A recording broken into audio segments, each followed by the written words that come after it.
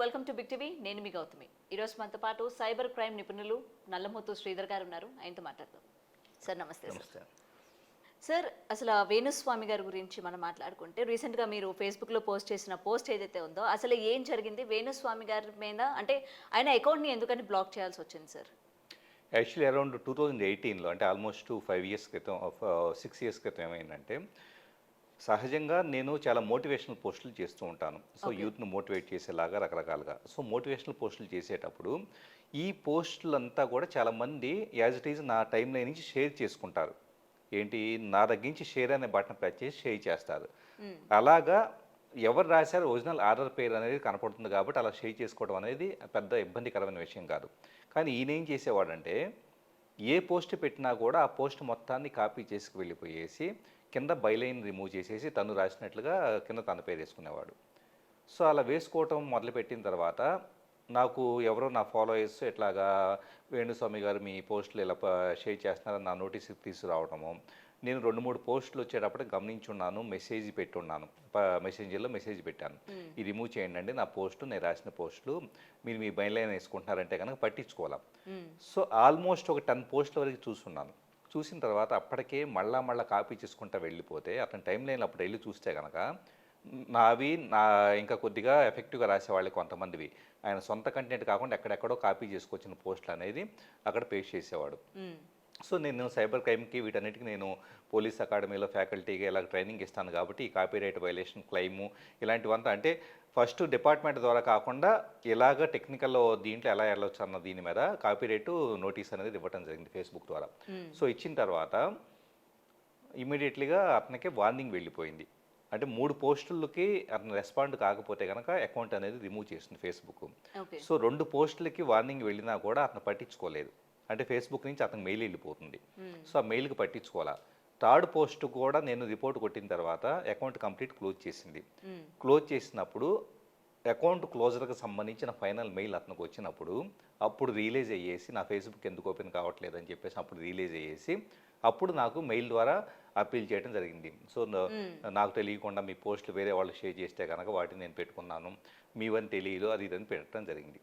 Actually అతను నాకు ఏదైతే పెట్టున్నాడో మీవని తెలియదో ఏదో ఎవరో షేర్ చేసి నేను పెట్టుకున్నాను అని చెప్పేసి అనే పద్ధతిలో అన్న వ్యక్తి నా ఒక్కడవే కాదు అందరివి కూడా ఎక్కడెక్కడో కాపీ తీసుకొచ్చేసి తాను రాసినట్లుగా పెట్టుకోవడం అనేది.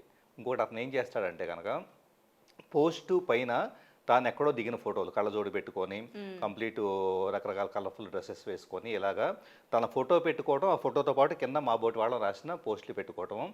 సో పీపుల్ వచ్చేటప్పటికి బాగా రాసేస్తారు, అది రాసేస్తారు, ఇది రాసేస్తారు అని చెప్పేసి అంటే కనుక హ్యాపీగా పొంగిపోవటం.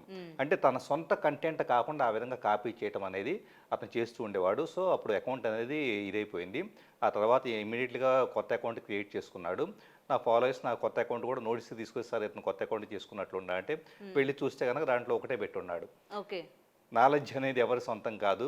సో ఎవరిదైనా కానీ మనం సింపుల్గా నాది అనుకోకూడదు అది అని చెప్పేసి పోస్ట్ ఆయన చేసింది చెప్పుకున్నారా? అంటే వేరే అంటే ఎవరు కూడా ఇట్లా స్వాధీనం చేసుకోకూడదు ఎవరి నాలెడ్జ్ ని కూడా అని చెప్పుకొస్తున్నా కాదు. యాక్చువల్లీ ఏంటంటే నేను ఏదైనా మంచి కంటెంట్ అయితే షేర్ చేయవచ్చు తప్పించేసి ఇది నాదే అని చెప్పేసి కాపీరైట్ నోటీసులు ఇచ్చేసి రిమూవ్ చేయడం పద్ధతి కాదు అన్నాడు.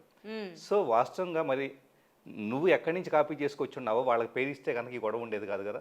ఇప్పుడు ఇన్ కేస్ సార్ మీది అలా ఎవరైనా సరే యూజ్ చేసుకోవాలనుకున్నప్పుడు మీ పర్మిషన్తో యూజ్ చేసుకుంటే ఓకేనా? హ్యాపీగా పర్మిషన్తో యూజ్ చేసుకోవచ్చు.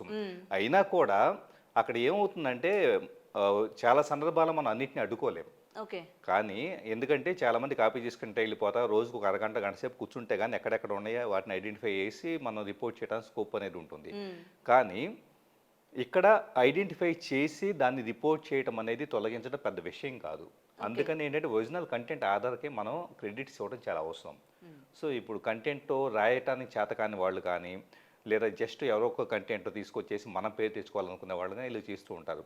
సో ఆయన సరే ఆ విషయం పక్కన పెడితే కనుక over the period of time రకరకాల సందర్భాల్లో కూడా ఇప్పుడు ఏదో సంథింగ్ రీసెంట్ ఎలక్షన్స్ అప్పుడు కూడా ఒక డిబేట్కి వెళ్ళడం జరిగింది.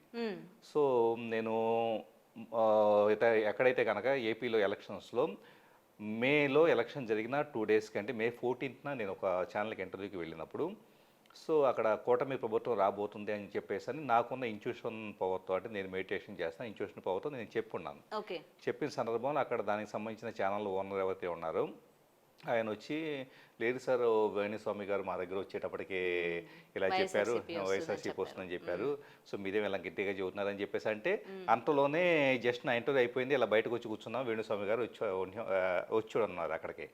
వస్తే ఛానల్ ఆయన ఇట్లా స్థిత నల్లమూర్తి గారు, వస్తే నల్లమూర్తి గారు మీరు నాకు గుర్తేనండి అని చెప్పేసి అని, సో మీరు నన్ను ట్రోలింగ్ చేశారు కదా, నాకు ఇవన్నీ సహజం అని చెప్పేసి అన్నారు. ఓ అంతేలేండి, నేను సహజం అని చెప్పేసి నేను కూడా అలా కూర్చోవటం జరిగింది. అంటే ఒకటే, పీపుల్ ట్రోలింగ్ చేయటాన్ని ఎంజాయ్ చేయటం అనేది చూసిన వాళ్ళలో నేను కత్తి మహేష్ని చూశాను, శ్రీరెడ్డిని చూశాను, అట్ ద సేమ్ టైము వేణుస్వామిని చూశాను. మీరు ఎందుకు పీపుల్ ట్రోలింగ్ చేస్తున్నారు? ఇప్పుడు రాంగోపాలరావుని చూశాను, నేను రాంగోపాలరావుతో కూడా నేను కలిసి కొంతకాలం స్పెండ్ చేసి ఉన్నాను, అతని మైండ్ సెట్ ఇదంతా నచ్చక బయటకు వచ్చేసి ఉన్నాను అనుకోండి. నేను పీపుల్ వచ్చేటప్పటికే ట్రోలింగ్ని, పీపుల్ ట్రోలింగ్ చేస్తున్నారు, దాన్ని మేము ఎంజాయ్ చేస్తున్నాము లేకపోతే కనుక అని చెప్పేసి అనుకుంటున్న వాళ్ళు మాకేదో పేరు వస్తుంది అనుకుంటున్నారు. కానీ ఏ విధంగా పేరు వస్తుందన్న దాన్ని చూస్తే కనుక ఖచ్చితంగా సమాజం హర్షించట్లేదు. సొసైటీకి రోల్ మోడల్స్గా ఉండాల్సిన వాళ్ళంతా మీరు ఇంకొకళ్ళ జీవితాల్లోకి వెళ్ళి ఇంకొకళ్ళ గురించి రకరకాలుగా చేసేసి ఈ విధంగా మీరు జస్ట్ పాపులారిటీ కోసం వచ్చేటప్పటికి మీ యొక్క ఎప్పుడు స్పాట్ లైట్లో ఉండటం కోసం ఈ విధంగా చేయడం అనేది మాత్రం ఏమాత్రం కరెక్ట్ కాదు. అండ్ సార్, ఇప్పుడు మనం ఇది టాపిక్ వచ్చింది కాబట్టి, అండ్ రీసెంట్గా కూడా ఆయన చేసిన కొన్ని వ్యాఖ్యలు, అంటే పాపం శుభమా అని ఇంకా నిశ్చితార్థం తీసుకునేసరికి వెంటనే వాళ్ళు కూడా విడిపోతారు, ఒక స్త్రీ ద్వారా విడిపోతారు అని వెంటనే బయటకు వచ్చి చెప్పేయాలి, ఆ కుతూహలం. సో దీన్ని కూడా ఏంటంటే జనాలు చాలా వరకు ఆయన్ని వ్యతిరేకించారు అండ్ కేసు కూడా ఫైల్ చేశారు. అండ్ దీని మీద వాళ్ళ వైఫ్ వీణా గారు ఎవరైతే ఉన్నారో ఆవిడ కూడా బయటకు వచ్చి మాట్లాడారు. ఆవిడ మాట తీరు చూసిన తర్వాత మీకు ఏమనిపించింది సార్? ఆమె సమర్థిస్తున్నట్టు అనిపించిందా, లేకపోతే జనాలను ఆమె వ్యతిరేకిస్తున్నట్టు అనిపిస్తుందా మీకు? యాక్చువల్లీ వీణా గారి పట్ల అంతకుముందు చాలామంది సో వేణుస్వామి పట్ల ఏ కోపం ఉండేది, ఆవిడ పట్ల ఒక సానుభూతి ఉండేది చాలామందికి. సో తను చాలా టాలెంటెడ్ ప్లస్ అని చెప్పేసి అని, చాలా సాఫ్ట్గా ఉంటారు అని చెప్పేసి అని. కానీ ఎప్పుడైతే ఈ వీడియో చూసినారో, నేను పర్సనల్గా వీడియో చూస్తున్నాను, దాంట్లో తన యొక్క మాట తీరు కానీ ఇదంతా కూడా ఒక యాటిట్యూడ్ కనపడుతుంది. సో వాళ్ళని ఏం చేస్తున్నారు, వీళ్ళని ఏం చేస్తున్నారు, క్రిటిక్స్ని ఏం చేస్తున్నారు అని చెప్పేసి అని. యాక్చువల్ చెప్పాలంటే కనుక ఒక తప్పు జరిగినప్పుడు, ఒక తప్పు అంటే కనుక ఇప్పుడు ఫర్ ఎగ్జాంపుల్ వీళ్ళకి మ్యారేజ్కి సంబంధించి ఎంగేజ్మెంట్ అయింది అనుకుందాం. సో దానికి సంబంధించి వాళ్ళు వచ్చి అడిగి మా జాతకం చూడండి అని చెప్పేసి అడిగితే కనుక అది ప్రైవసీ, వాళ్ళ ప్రైవసీ సెక్యూరిటీని కాపాడుతూ 100% చూడంలో తప్పు లేదు. ఎంతోమంది ప్రపంచవ్యాప్తంగా ఎంతోమంది జ్యోతిష్కులు వచ్చేటప్పటికి చాలామంది జాతకాలు ప్రిడిక్షన్స్ చెబుతూ ఉంటారు. సో అది మూడో కంటికి కూడా తెలియదు, వాళ్ళ కుటుంబంలో వాళ్ళ భార్య భర్త కూడా తెలియనంత సీక్రెట్గా చెబుతూ ఉంటారు. సో మరి అందరి ముందుకు వచ్చేసి జస్ట్ పబ్లిసిటీ కోసం ఒక బోర్డు పెట్టుకొని ఎక్స్ప్లెయిన్ చేసుకుంటూ వచ్చేసి ఏం చెప్పదలుచుకున్నారు? వేరే వాళ్ళ జీవితంలోకి వెళ్ళేసి వీళ్ళు ఇదవుతారు అదవుతారు అని చెప్పేసి అంటే కనుక అసలు సెలబ్రిటీ పర్సనల్ లైఫ్లోకి వెళ్ళటం అనేది ఎంతవరకు కరెక్టు? సో దీనికి మళ్ళీ చెబుతారు సెలబ్రిటీల గురించి రకరకాల పీపుల్ ఏదో కామెంట్ చేసుకోగలేని మేము చెబితే ఏం పోయింది అంటారు. సో వాస్తవంగా రకరకాల పీపుల్ కామెంట్ చేసుకునే దానికి ఒక పొజిషన్లో ఉండి ఎంతో కొంత పేరున్న వ్యక్తులు ఆచితూచి వ్యవహరించాలి. దాని ద్వారా హుందాతనం పెరుగుతుంది, గౌరవం పెరుగుతుంది. సో వాళ్ళు అడగని దానికి వెళ్ళేసి నాకు ఇది జరిగిద్ది అది జరిగిద్ది అని చెప్పేసి అని, అది కూడా ఇదే మనిషి ఏం చేస్తున్నాడు ఎలక్షన్స్ తర్వాత, నేను ఇంకా జ్యోతిష్కాలు జాతకాలు చెప్పని చెప్పేసి అన్నాడు. మళ్ళీ ఇప్పుడు దీన్ని ఎలా సంబంధించుకుంటే దానికి ఎక్స్టెన్షన్ అని చెప్పేసి అని. సో మీరు లైమ్ లైట్లోకి రావటం కోసం సడన్గా అందరూ నన్ను మర్చిపోతున్నారని చెప్పేసి అని భావించినప్పుడు మళ్ళీ ఒకసారి లైమ్ లైట్లోకి వద్దామని చెప్పేసి అని ప్రయత్నంలో భాగంగా వచ్చిన దాన్ని మళ్ళీ ఎక్స్టెన్షన్ అని సంబంధించుకోవడం మాత్రం కరెక్ట్ పద్ధతి కాదు. వన్ మోర్ థింగ్ ఏంటంటే సొసైటీ మొత్తం మీలాంటి వాళ్ళు హైజాక్ చేస్తున్నారు, ఫస్ట్ గుర్తుపెట్టుకోండి. ఎందుకంటే చాలామంది యువత మ్యాన్ అవర్స్ అని ఉంటాయి, నేను కాస్ట్ అకౌంటెన్సీ చదువుకున్నాను. మ్యాన్ అవర్స్ అంటే ఒక్కొక్క గంటకి ఎంతో విలువ ఉంటుంది.